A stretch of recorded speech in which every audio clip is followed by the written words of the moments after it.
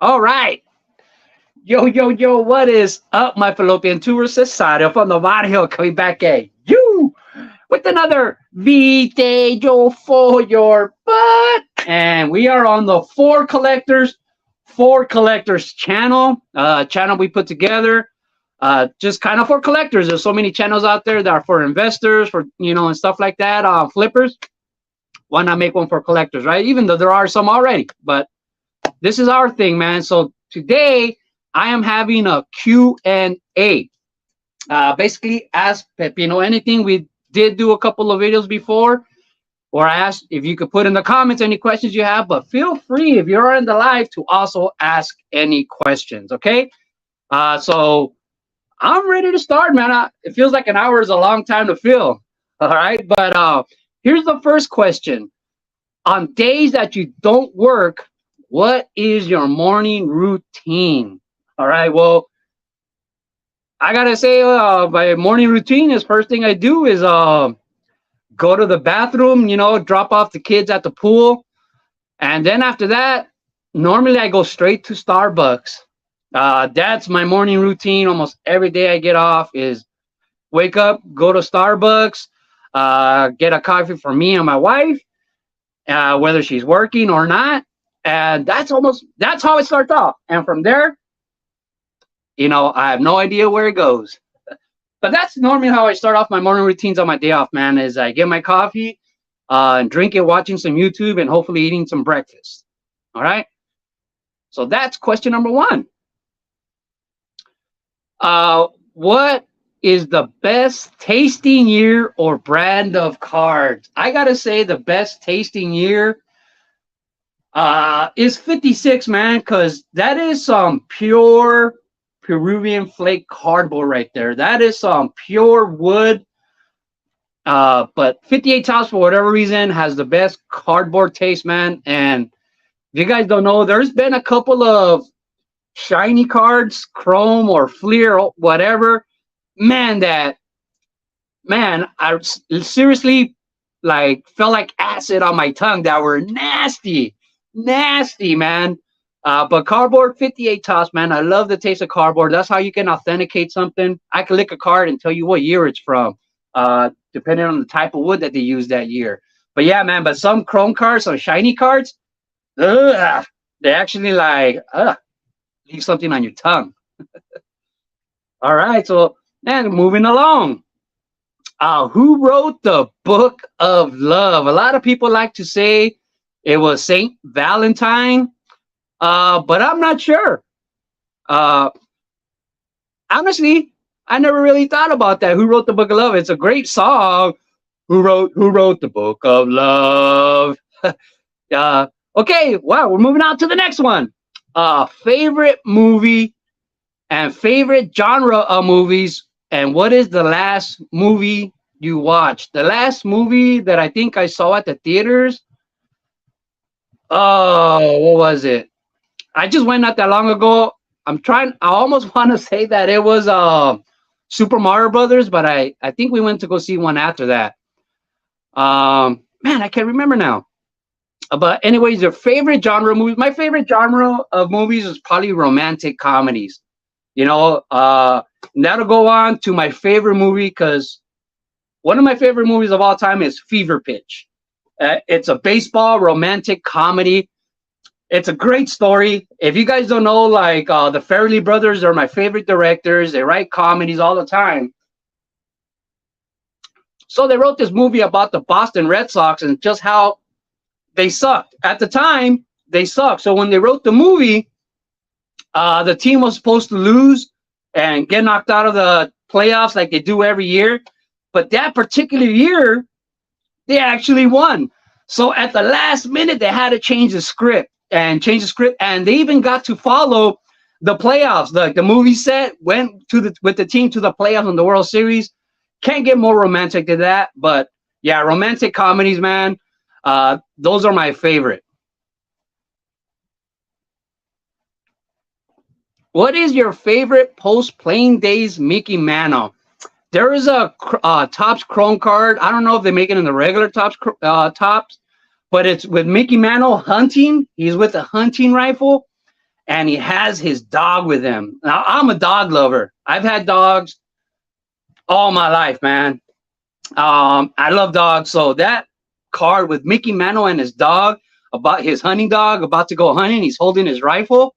That is my favorite post-playing days Mickey Mantle card. Tell us details of your squat routine. Man, my squat routine, sometimes I do it with one leg, sometimes with two legs. Sometimes I even squat without using my legs. Use your imagination on that one, man. But man, my squat routine is killer. What price is more magical, Disneyland, Dodger Stadium, or the LA Coliseum? Well, basically, Disneyland is pretty expensive for one day. But if you get the pass and you go often, you could really make a deal out of it. Dodger Stadium, man, the prices are pretty ridiculous now. Now, I started working at Dodger Stadium in 2004. And one of the things that I remember, like big time, is that I could buy my family, and like on days that I would have off, I could take a day off, 4 tickets for $100 on the field. Field level tickets when I first started in 2004 were $25 each. Field level, the very bottom, by the dugout, a little bit past, $25. But now, nowhere near there. And the LA Coliseum, man, it really depends on the event, but it's also a great deal. Man, the rows are thin, the stairs are real steep.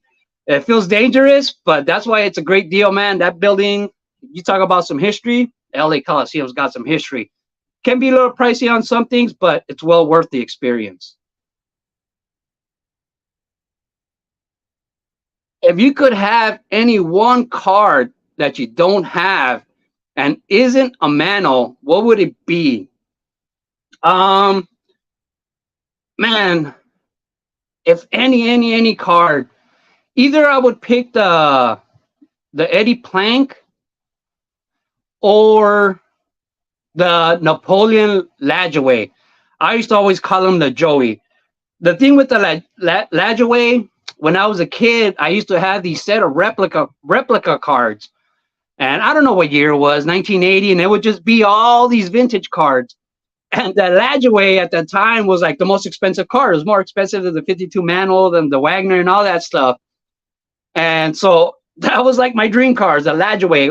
I call them Lajoie, and I still do, but I know it's Lajoie, so I'm saying it Lajoie. But the Napoleon Lajoie with the green and the baseball in the background, one of my favorites, the Eddie Plank. If you don't know about the Eddie Plank, that's considered one of the rarest cards. I mean, by itself, you probably wouldn't guess why it's so expensive, but the tale is just kind of like the Honus Wagner. It got taken off production because somebody at the factory just dropped the plate, the printing plate. So you need a printing plate to make the cards, and he dropped it and broke it. So before they finished the run, they couldn't make any more Plank cards. So that's why that one is a rare card, not a artificial scarcity, one of those kind of things. The card itself, I love that story of how some guy just like, oops, broke it, and like, well, we're not going to make another one, so move on. Pepino Man, how did you get your job at Dodger Stadium? And did Tommy Lasorda ever lose his cool around you? Okay, it's kind of a, hopefully I give it a short version. The long story with how I got my job at Dodger Stadium. When I was a student at Mount Sac and I was studying to be sports turf management, I was in a club called the STMA. So the STMA is the Sports Turf Managers of America. So it's like this big group of groundskeepers, and we have conventions just like the card convention. So every year we have card groundskeepers conventions, and all the groundskeepers from the NFL, soccer, MLB, NBA, like all the groundskeepers, not NBA, all the groundskeepers, they all come together, and there's conventions and there's all these machines, and You take classes, what's new in the sports turf industry, new strains of grass, new fertilizer, whatever. And David Meller, the groundskeeper for the Boston Red Sox, there was a contest to win a scholarship. So for a $500 scholarship, I had to write an essay of where I saw myself in 10 years. Okay, and this is like, early 2000s. So I said in 10 years, I probably see myself still being a regular worker or hopefully an assistant, still trying to move all the way to the top to be the head groundskeeper. And I won. All right. And I won that contest. I won the 500 scholarship. I got to buy all my books at school that semester. It was super cool. But in that essay, I also included a bunch of pictures of all the designs that I would do on the grass, on the baseball fields. I worked at a place called Big League Dreams, and we had 6 fields. So on every single field, I would mow for 8 hours. I would do a different design. If you guys ever seen David Meller's book, he has a book on grass designs, like art. And I did a lot of the stuff that he put in his book. And he was really impressed with my mowing. So he wanted me to mow for him. So he offered me a job in 2004 with the Boston Red Sox. But I had my family, and it was an entry-level job, and it didn't pay enough, and I had to move to Boston. It was just not feasible. And so he told me, hey, my friend is the head groundskeeper, the assistant groundskeeper at Dodger Stadium. They're looking to hire somebody. Maybe they'll hire you. So he referred me to the Dodgers, did a couple interviews, and that's how I started working at Dodger Stadium. Now, did Tommy Lasorda ever lose his cool around me? No, not around me. But believe me, I've heard stories. Yeah, he had a pretty nasty temper. What is your favorite pre-war card? The Dijon, the DeLong, Dijon, however you want to pronounce it. Those are my favorite pre-war cards. I love the T209s and, the T206 and all those. And second place would probably be the card that Vintage Sanctuary just picked up, like the Joe DiMaggio, those cartoon cards. Love those too, man. But something about the colors in the Dijon, it really turns me on. So that would be my pre-war cards. Hey, Pepino Man, who will play Cesario Fondavario in the Pepino Man, the movie? Shoot. That's a good question, man, because all the hunks are already getting older. You know what? It would probably be that guy from Friday After Next, or the next Friday in Ranch Cucamonga. The one who says, I'm an Aztec warrior. I'm an Aztec warrior. That guy would play Pepino Man in the movie. All right. What is the best ride at Disneyland? Man, the best ride at Disneyland. I love Space Mountain, but for people that aren't familiar, Disneyland is divided in two. It has Disneyland, then it has California Adventure. I recently started going to California Adventure, and the Incredible ride and the Goofy ride. The Goofy, it seems like it's made for kids, but man, those little crazy turns, and there's nothing to protect you from falling over. That is bad. That stomps your heart, bad. But yeah, man, the Incredible rides at Disneyland Adventure, California Adventure, and I would say I love Space Mountain and Indiana Jones at Disneyland, but Indiana Jones is not a roller coaster. How do I feel about 7, 8, and 9 of Star Wars? At first, I'm a classic. I'm old school. I'm a classic guy. I love the classics. I hate kind of like when they ruin the new ones. So I kind of had that attitude like, no, you don't need to do new ones. But I ended up liking them. On VHS and on DVD, I had the Star Wars box set. You know what I mean? So it was like 1 through 6. So I was like, yeah, that was the end of Star Wars. It's the box set, the whole series. So when 7, 8, and 9 came out, I was like, oh man, now my box set is not a box set no more. It's no good. It's incomplete. But at first I didn't. Man, I don't know if you guys know this movie called uh what's it called, with Jamie Kennedy, but it's about breakdancing. It's about breakdancing, and he goes into a coma for like, I don't know, 20 years. So when he wakes up out of his coma, all his last memories are from the 80s and breakdancing. So his last memories of Star Wars were, the regular episodes. So when he comes out of his coma, he goes to the toy store and he sees Jar Jar Binks, and he sees all these new characters, and he was like, who the hell are these gay birds? These guys aren't from Star Wars. Oh man, that kind of like lit my fire too. Like, I agree with you. But I ended up, once I started watching them, I ended up falling in love with them too, and I love the whole Star Wars series.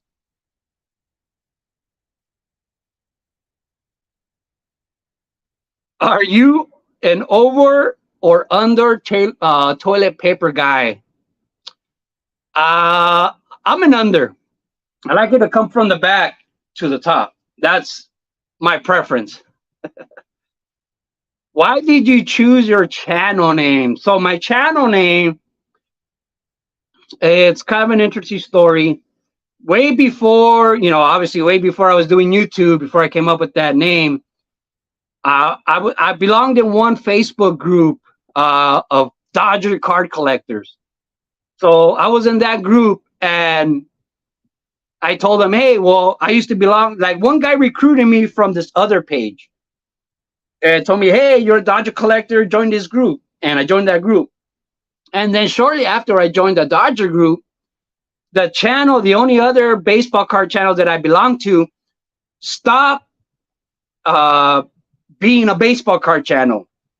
The administrator got sick and tired of handling all the scammers and complaints he would get from people doing auctions or whatever on that Facebook channel. It was a baseball card channel page. So what he did was, all he did was change the name of the channel and stop administering it. And he just changed the name to the Pepino? The Cucumber channel. He changed the name to the Cucumber, or yeah, I think just the Cucumber. So everybody only started posting pictures or memes of like people with giant cucumbers, just cucumber pepino, cucumbers of pepino. They just started posting like crazy pepino memes. So I told like my guys in my new group, I was like, yeah, my old Facebook group, they changed the name to the Pepino. And so everybody's like, oh no, that's you're the Pepino Man. So they started calling me the Pepino Man. That's where Pepino Man came from. It's something that started like, I don't know, 2010 or something, and wasn't my whole life. And so when I started my YouTube channel, I didn't want anybody to know about it. I didn't want any of my friends, I didn't want any of my family to know about my YouTube channel, because once people that I know, my friends and family, started catching on to my Instagram and Facebook channels, because I always not accepted their request so I could be myself, be silly. It started catching on to me, so I didn't want them to see my new channel. I don't, because honestly, come on, are my parents going to be proud of my some of the videos that I do? So I just went with the name Pepino Man that my Facebook group gave me, so nobody could find me. You know what I mean? Because nobody else knew me as Pepino Man except for that group. That's where Pepino Man came from. Are you a top or bottom?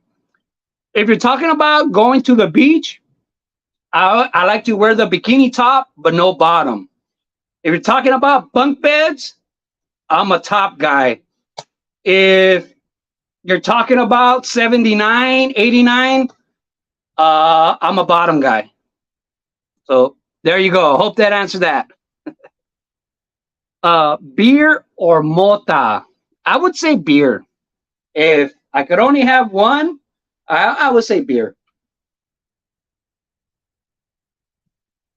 Do any ball players know you're a collector, and do they know you're YouTube famous? No, I do not talk to the players. Actually, I used to have a. Well, I'll tell you this story. So I used to have to work the dugout. I used to have to be in the dugout the third, fourth, and fifth inning. No, the fourth, fifth, and sixth inning. So back then, I started getting to know all the players, and then somebody on my Instagram channel that knew Corey Seager as a high schooler. His daughter was friends with Corey Seager, and so she told her dad, and her dad messaged Corey Seager on Instagram and said, "Hey, did you know you have your biggest fan on the grounds crew and this and that?" And then one day, Corey Seager's like, "Hey, are you that guy Pepino Man that they're telling me about?" And I was so embarrassed because back then, like 2016, 2017, I was acting silly. Every time I pulled a Corey Seager card, I would go crazy, Corey Seager, Corey Seager, Corey Seager, and I would act a fool. So for him to see that, it kind of embarrassed me, man, to tell you the truth. You know what I mean? So yeah, I think he was really the only guy. Well, actually, no, if you guys are familiar with okay, obviously Miguel Cabrera and Jonas Cespedes.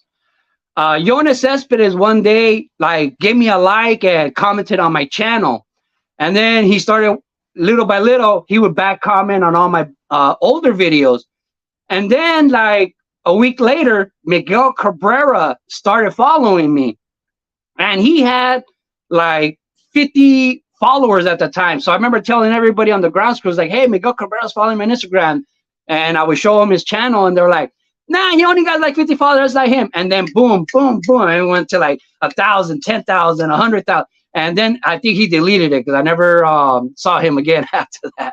But they were following me for a while. So there you go.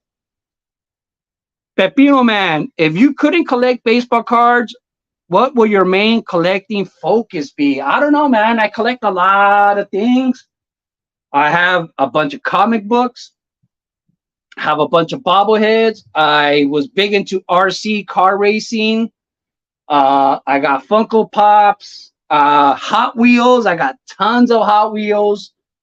So I really don't know what my main focus would be, man. But I would kind of like to say that I love all my hobbies the same, but baseball itself, the sport of baseball, was a big part of my life growing up. Always has been. I read a lot of baseball books my whole life. When I was a kid, I was into stats. That's kind of how I used to like choose my favorite players, was by looking on the back of the cards and how many red italics they had on a Topps card, if you know what I'm talking about. So that's why back then, man, people like Pete Rose, you know what I mean? Like, you know, he leading in hits, leading in this all the time. You know, Ricky Henderson, you look at stolen bases, he had the red italic all the time. Nolan Ryan, he had the red italic all the time for strikeouts. Then Roger Clemens came and stuff like that. So that's pretty much why I love baseball cards more than everything else. I love baseball, just the sport itself. My family is a baseball family. Richard Pryor or George Carlin? I would pick Richard Pryor all day. My dad used to have records of Richard Pryor, George Carlin, you know, all the old time guys. You know, he had the beta tapes of Eddie Murphy, Raw, Delirious, Cheech and Chong records. But Richard Pryor, I think, was always my favorite. George Carlin is just as good, but I prefer to stay off the political stuff and do stuff more that I can relate to. And Richard Pryor was more relatable to me, if you understand what I'm saying.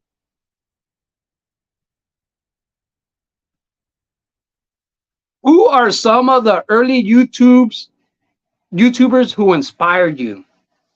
All right. That's kind of easy, man. When I first got on YouTube, like Baseball Card Junkies, especially Baseball Card Junkies TV, I learned a lot from them. about 90s cards and everything that was going on recently in the hobby. So that was my learning go-to, man. Baseball Card Junkies TV was awesome. But some of the old schoolers that aren't around anymore, like Sevens, Tattoo Sevens, he was kind of like me. You know what I mean? I would almost say like I'm almost like him, basically. There was a guy, yo, show me your hits. I mean, he was going to school to work in baseball, be like a baseball scout or something, man. That guy was hilarious. He used to do, if you want to talk about sports card radio, yo, show us your hits or show me your hits.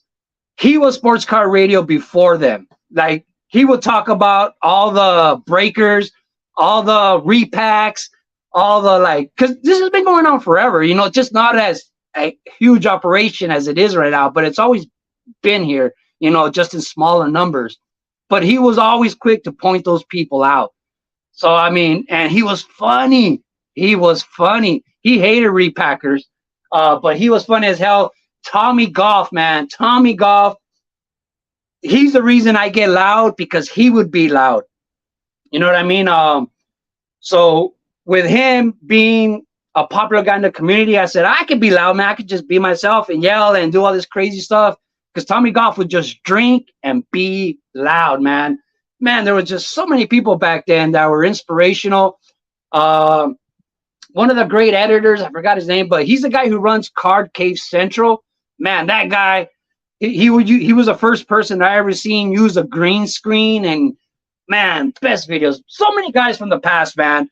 And I watched YouTube for like about 2 or 3 years before I started my own channel, man. So I'm very familiar with the old school heads. It's a shame that they all left. What caused you to leave underwear modeling career behind you and go into YouTube? Getting fat. Before, man, I used to be able to do like 10 crunches. Now I could probably only do like 1. So I'm out of shape, man. And a funny story about this YouTube pair of underwear. So when I went to the National, I said, I'm going to get a pair of underwear. I'm going to find the biggest underwear that I could find so I could get as many people to sign it as possible, right? But when I went, they didn't sell any singles. And all these big size underwear, they only sold them in packs of 10, all right? So I took all 10 of them to the National. And everywhere that I went to go eat, like I went to go eat in so many different restaurants and so many YouTube friends. You know, we go to a steakhouse, we go to a spaghetti place, we go to a pizza place. And everywhere that we went to go eat, I would leave a pair of these underwear on the table. So when I went to Chicago, there was 9 restaurants where we ate at, or bars, where I left a pair of underwear on the table. Man, those waiters must have been like, "What the hell is this?" Does Fernando Valenzuela make good carne asada burritos? Dude, I don't know. Would he? You think he cooks for himself, or do you think he has someone that cooked for him? You know, I'm sure his wife makes a mean burrito. But honestly, I wouldn't know if Fernando does, man. I would hope he does, and I'm sure he does. Speedy Gonzalez or Slowpoke Rodriguez? Even as a kid, I was attracted to the lesser known characters. So with Speedy Gonzalez, Slowpoke Rodriguez was always my jam. You know what I mean? Same thing like at Disneyland. Like one of my main characters was Goofy. Doesn't get as much attention as everybody else, but I think he's super special, more relatable to me. You know, with Warner Brothers, Daffy Duck. I love Daffy Duck. That was like my jam. Go to the Muppets. You're talking about oh my God, I can't even remember his name. I want to say Monster, but it's not Monster.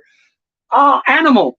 Animal is my favorite Muppet of all time. So, like I said, man, even in baseball, you got Hank Aaron, Eddie Matthews. I kind of lean towards Eddie Matthews. You know, we had Barry Bonds and Matt Williams. I kind of lean towards Matt Williams. I always kind of like the little sidekick guy, man. That's just been my thing. Did you play baseball growing up? If so, what position? Yes, I did. I played baseball my whole life.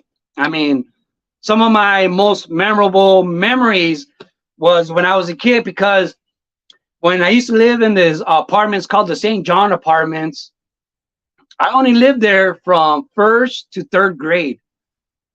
And I have so many memories there. And most of my memories are baseball memories because the church parking lot had a baseball field drawn on the parking lot, like on the asphalt. We used to play there all the time. But when we used to play with the adults on the weekends, my dad included, my dad was like super cool, man. He hung out with all the youngsters, you know, in the neighborhood and all these little young gangsters. And we would go play at the Little League baseball field. And I'm talking about like I would play shortstop. And if you think about it, first to third grade, I'm a second grader, third grader, and I play shortstop, and it could be a grown ass man batting, and I got to take his ground balls. But yeah, man, I played baseball my whole life. I never played t-ball because as soon as I joined Little League, they put me right into the minors, and then the next year I went into the majors. But I played baseball my whole life. My picture that you can see on my, what is it called, your avatar or whatever it is on my thing, that's my high school baseball picture, my freshman picture. Man, one of the crazy thing about one of my most memorable things about playing baseball, I was playing third base for my high school team, and this guy just hit a shot at me, a ground ball, and you know back then you go down to one knee and one knee's up. The ball hit my knee, just hit my knee, and boom, went straight to the first baseman, and the guy was out. And everybody ran to me. I remember as soon as that happened, everybody ran to me because the ball went off my knee. I didn't touch it with my glove or my hand. It went off my knee. And dude, like a bullet, it went straight to the first baseman. Like, I don't know if it hit my ligament or what the hell it hit, but I felt no pain. Everybody came out. I was like, oh, are you okay? And I was like, I don't feel anything. That was like one of my best baseball memories, man. But yeah, man, in high school, I played third base and left field. In Little League, I pitched and played third base and left field. Left field was the best, man. I used to, I was one of those hams. You know how you hear about stories like Willie Mays? Willie Mays used to wear a hat or a helmet that was too big for him on purpose so that when he runs, it will fly off his head to just make it seem like more dramatic, like he's going super warp speed. So I kind of did the same thing, and I would slow down for a ball so I could dive and catch it, man. Man, baseball, yeah, I love baseball, man. I played it my whole life. Even well into my 40s, I was playing in the Mexican League in California.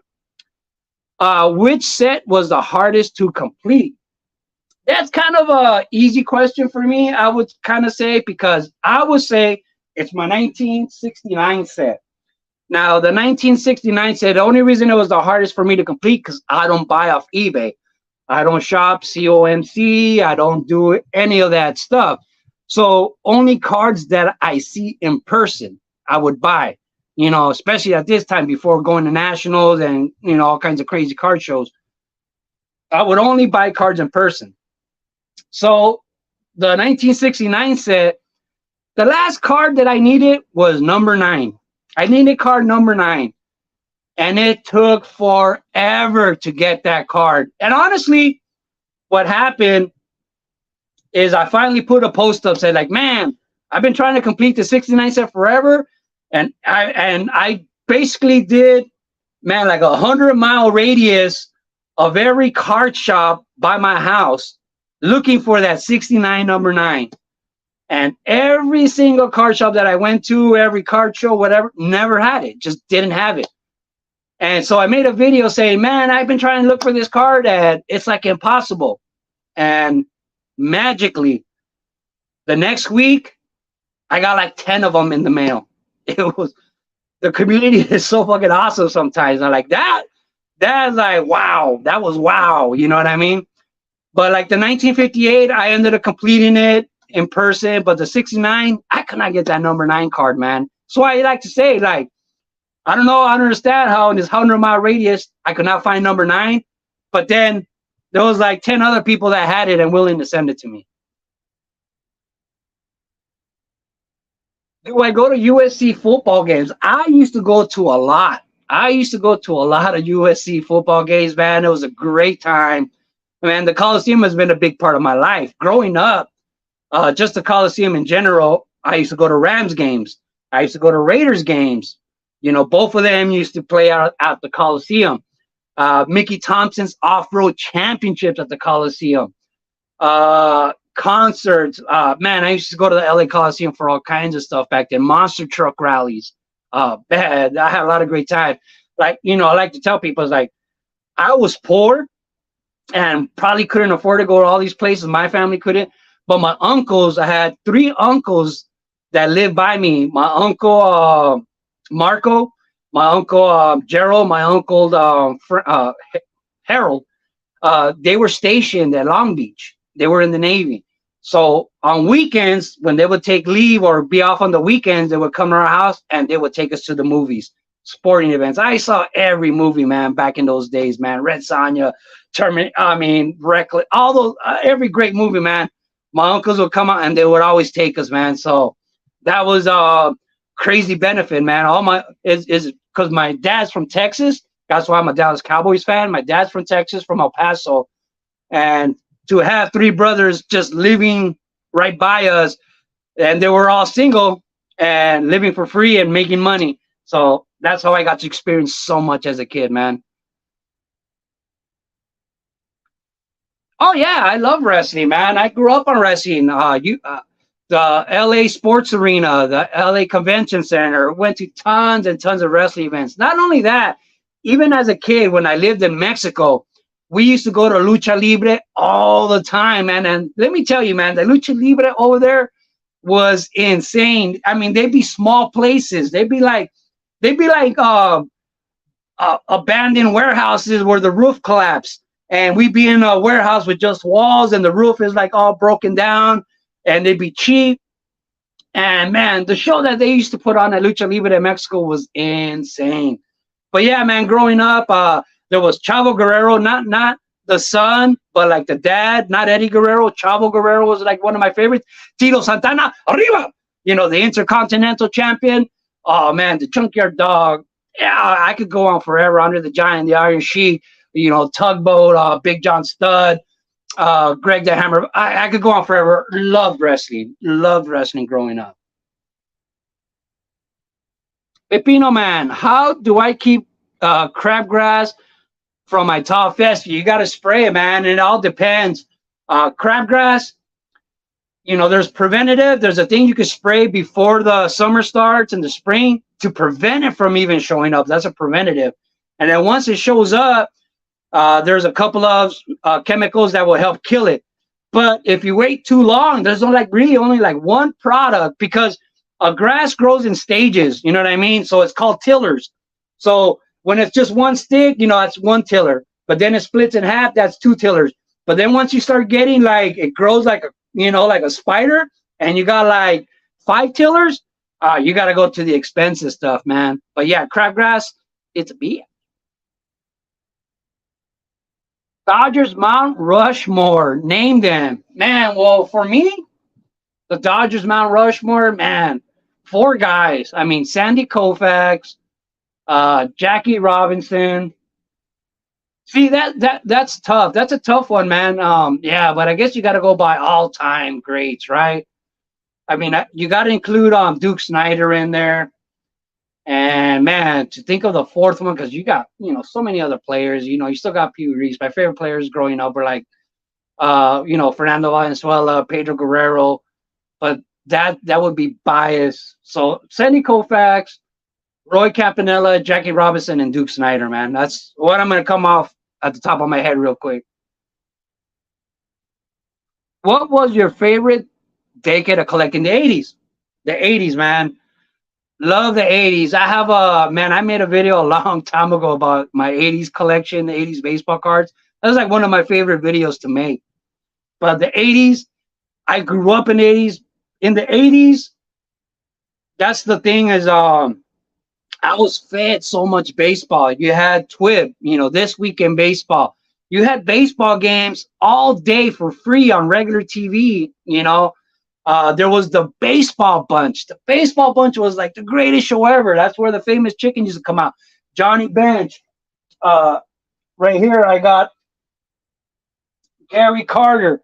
My friend Gary, I have a Gary Carter. He asked me, like, why do you like Gary? Oh, the baseball bunch, man. I love Gary Carter from there. Ozzie Smith would be on there. The 80s was like the greatest time to grow up a baseball fan because there was so much of it on TV and it was fun. It was for all sports too, especially the NFL. You had NFL films and stuff, but baseball was my passion, man. And the 80s baseball, I used to know so much back then. I used to look forward to watching all the games.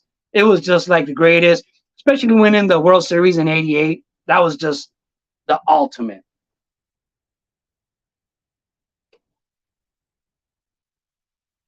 Tell us your best story about meeting a celebrity. Hmm. I would kind of say I've met a lot of celebrities over time. Oh man, that's gonna be tough. But what I'm gonna say is meeting Fluffy. I was at a STMA Sports Turf Manager Association convention in Denver, and when I was flying back, I seen Fluffy. You guys know the comedian Fluffy. He was sitting down on a bench by himself, and I kept staring at him. I was like, "Is that Fluffy? Is that Fluffy?" And I got close, and then he looked up, and it looked like he was in a bad mood. It just looked like he had a long night. He was tired. He was in a bad mood. And he says, like, "Yeah, I'm Fluffy." And I was like, "Oh, man." He's like, "Hey, I don't want to bother you. Can I just take 5 seconds of time and take a selfie with you real quick?" And he was like, "Okay, man." And then really quick, he walked up to me all tired with a sad face.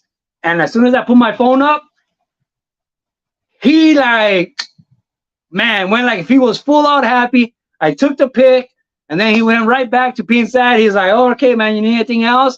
And I didn't ask him for another guy. I was like, "No, man, I don't want to take your time, man. Thank you so much." And he sat back down. So I gotta say that's one of the greatest ones because just for the fact that I could tell he was in a bad mood, and he was probably like, "Oh man," when he see me staring at him. But he gave me his time and quality time and took a quality picture with me, man. He went from sad to glad like in 1 second, and then back to sad. Which one of your costumes is the most fun to wear? Um, to be honest, I think I like wearing the Joe Exotic one, those little shorts with that little like mullet wig. I like the Joe Exotic character, man. That's like one of my favorite costumes to wear. It's not too hard. What is your favorite current Dodger player? Um, I mean, it's Kershaw. I would have to say Kershaw, but I don't know if you guys know one of the coolest things is if you ever watch a Dodger game and when anybody hits extra bases or a home run, they do this dance like this. That dance was the Dodgers had a gala. They had like a Dodger gala just for Dodger players, like a ball. And so, they had DJ liquor and stuff for the players on the day off. And Freddie Freeman, that's the dance he was doing. Like that was his real dance. So that's why when they hit a home run, everybody calls it the Freddie Freeman dance. I love that, man. But my favorite current player has to be Clayton Kershaw, man. And every day that he's gonna pitch, I really look forward to it, man. There's a thing that happens with Kershaw.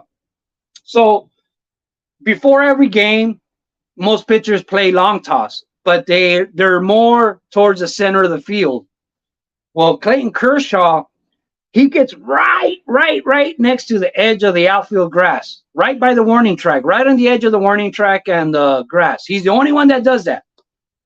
So right before the game starts, first thing I do is I drag the infield dirt. So every Dodger game, almost every Dodger game, the infield dirt, I dragged it.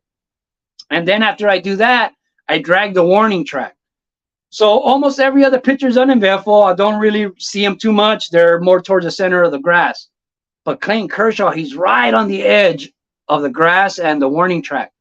So when I'm dragging the warning track, and if the timing is right, and I'm at the edge of the warning track, and he's right on the edge of the grass, like literally we're like 5 feet apart, and he throws his fastball right past my head, that is like one of the best feelings ever, dude. I don't know what it is about that, but that is so thrilling to have Kershaw's fastball, man, like literally just fly by my head. You could hear the sound, so he's throwing it this way and I'm driving this way, so it's even faster. That is like one of the highlights of my groundskeeping career. I love that.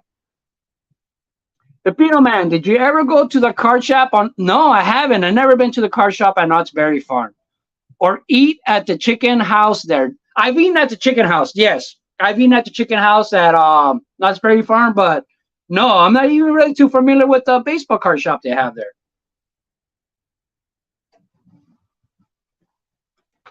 Favorite card experience or story with your family? Well, I've never really done, I don't have too many hobby stories with my family at all, almost. But one of the, this is hobby related, it's not baseball card. But my daughter, when I first started at Dodger Stadium, my daughter's favorite pitcher player at the time was Eric Gagne. And I even took her to like a little Eric Gagne like baseball camp thing that they had. And they gave him like a little statue that they built and they drew it. So I used to have that on my shelf for a long time. And then when her birthday was coming up, she asked me to get Eric Gagne's autograph for her. And I was like, oh, man, I don't know if I could do that. I'll check it out. And then I asked one of my friends on the grounds crew, like, hey, do you think it's possible to get Eric Gagne's autograph? And this guy was like the go-to guy. He was the gopher for the Dodgers. All the Dodgers, anything they needed, like if they wanted to put a system in their car, he's the guy that would take their car like to the shop and put it in for them. Like he was their go-to guy, like for any favors they needed. And so he had juice with all the players. He's like, yeah. And he gets on his phone, literally just gets on his phone. Hey, Eric, can you get my friend an autograph for his daughter right here? And he's like, yeah, meet us at the batting cages. So went to the batting cage inside Dodger Stadium, and my friend, so we went to the batting cage, and we just got a ball right there from the batting cage, and gave it to Eric Gagne, and Eric Gagne was like, all right, this is for your daughter, and he was like, oh, no, and he signed it for me, Eric Gagne on the sweet spot, and so he tossed it to me. When he tossed it to me, Matt Kemp, if you guys know Matt Kemp, he catches the ball while it's almost in my hand. He catches the ball. He's like, hey, you don't want my autograph? I'm going to start too. And then Matt Kemp signs it. And then calls James Loney. He's like, hey, James Loney, you're a star too, right? He's like, hell yeah, I am. And he gives him the ball. And then James Loney signs the ball too. So then they give me the ball like, hey, now you got 3 stars, on the ball, man. That's even better. Like I was like, yeah, thank you. And deep down inside, I was not happy. I was like, man, my daughter only wanted Eric Gagne. So they all left, and I got stuck with the ball. And when we went back to the locker room, I told my friend, I was like, man, I really only wanted Eric Gagne. I don't want those other guys, man. They ruined the ball. So he called them back, and he came back, and he signed another ball for me that I gave to my daughter. All right. Okay. Do you think the pitch clock is hurting or helping the game? I don't know, man. Here's the thing. For me personally right now, I love it. I love it. We started doing this in college baseball a couple years ago. Oh, my God. Loved it. Loved it. If you watch old games, from the 40s, the 50s, the 60s, 70s, I watch a lot of Mickey Mantle games. I'll rewatch games that he played in. Sandy Koufax pitchers, games that he threw. Even Greg Maddux was more recent. where they get the ball and just pitch it, get the ball and just pitch it. People in the batters, they would swing, miss, stay in the batter's box, boom, right away, get back in. So that's the way it used to be. You know what I mean? So that's the kind of baseball I kind of grew up on. So I love it. You know what I mean? But I don't know if you're not old school, but you watch old games, all those old games are like that. The pitcher right away pitched it. They didn't walk around. They didn't have to gather themselves together. Like they were ready at all times, man. So I love that style. But I mean, yeah, there's a lot of people who don't like that it's a short game, man. But I love it because now what I'm noticing, like Dodger Stadium, LA Dodger fans are known for leaving the game early to beat traffic. So they would always leave like in the seventh, 2 hours into the game. All games back then were 3 hours, 4 hours. There was a lot of 4-hour games. All right. There was a lot of games where for the Dodgers, on Fridays, we have firework nights. If the game did not end by 11, they cancel fireworks. That's happened so many times. So many times. Think about it. Game starts at 7, does not end by 11. I'm talking about 9-inning games. So now the effect is there's a lot more fans at the end of the game, and that's what I love. All right. So I like it. Favorite restaurant in the LA area. It's nothing fancy. I call it fancy, but nobody else does. But I love this place called Northwoods Inn. Clearman's Northwoods Inn, man. It's probably not fancy, but it's fancy to me. What was your first baseball card? Mine was the 1978 Topps Reggie Jackson. I have no idea what my first baseball card was ever. Baseball cards have been in my life forever. My youngest memory as a kid, all I remember is I used to have a bunch of loose baseball cards on the bottom of my toy box. We had a big wooden toy box where all our toys were in, and at the bottom there was always baseball cards. But my first memorable baseball card that I clearly remember buying was this Mickey Mantle. Man, I used to shine this all the time. It used to be so shiny when I was in junior high and high school. This was my wallet card. I carried it in my wallet all the time. And every single week on Friday when we had free time, in my metal shop class, even my wood class, I would buff this. Man, I had this thing spit shine for years. And obviously, I haven't done that lately, man. That's probably something I should do. But that was like my first card that I remember. Hey, Pepino Man, when are you going to join? I am on Instagram. But like I said, I've been on Instagram for way before YouTube. So my Instagram name is not Pepino because the nickname Pepino didn't even exist back then when I joined Instagram. That's why I use the name Pepino, so the people that follow me on Instagram wouldn't follow me to YouTube. Are Chico sticks just ghetto Butterfingers without chocolate? Pretty much. Pretty much. It's more seedy though, but yeah. Chico sticks are pretty ghetto and brittle. And what year will you be next at the National so we can meet you in person, man? I wish I could go to the National every year. The last couple years, believe me, Vince's actually like personally on my own, I probably can't afford it. But every year, man, gracias a Dios, thank be to God, people offer me like my plane ticket. People offer me a place to stay. But the last 2 summers, this summer, my assistant took a personal leave. Last summer, my assistant took another job as a golf course superintendent to be the head honcho. So both those times during the National, I had no one to cover me when I left work. So I just wasn't able to go, man. So if things work out right, hopefully next year. Pepino Man, what were your contacting minds to join for collectors? I had to send some pictures that I'm not proud of. But hopefully they never make the rounds on social media. Hey, Caesar, this thing is going to come to a close soon. Oh man, that was fast. I thought that was fast. Yeah, we're getting up I on didn't even think we were gonna cover an hour. But listen, I just want to remind you guys that, like, if you're going to watch this throughout the week or the next couple weeks, comment questions for the future live stream or video for Caesar. All right, that was cool, man. That was fast. That was fast. All right. Any last parting thoughts there, Caesar? Not really, man. Just hope everybody is accepting to this channel. Like I said, this is a channel for collectors. You could go anywhere else for flipper, dealer, whatever, but we're just talking about collecting here, not so much making money, just collecting, man. So love the hobby, people. Keep Dylan collecting thinks baseball I'm cards shutting you forever. down.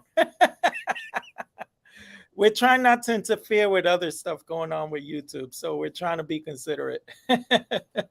Yeah, I didn't even think we were gonna get an hour's worth of stuff, man. I could keep going. Woo! Yeah, so I had fun being in the backgrounds and controlling all the questions, but this was a fun hour.